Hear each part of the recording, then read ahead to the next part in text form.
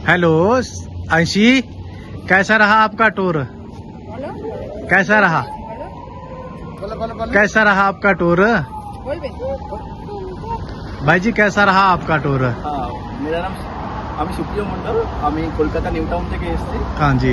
Tour পিকার্সের সাথে আমাদের 5 night 6 দিনের ট্যুর ছিল এবং আমাদের সিমলা, কাশোল, মানালি এই আমাদের প্যাকেজ ছিল। খুব সুন্দর ঘোরা হয়েছে, খুব সুন্দর অ্যারেঞ্জমেন্ট ছিল। ট্যুর পিকার্সে বিশ্বজ্যোতিদা, রিতদা খুব হেল্প করেছেন। জি। প্লাস ট্রান্সপোর্টের অজয়দা, কিষানজি সবাই খুব हेल्पफुल ছিলেন। और आपको रास्ते में कोई कठिनाई कैसी कुछ गाड़ी के साथ?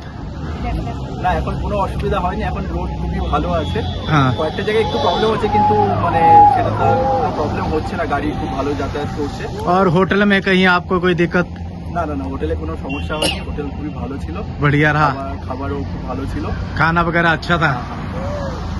और रास्ते में कुछ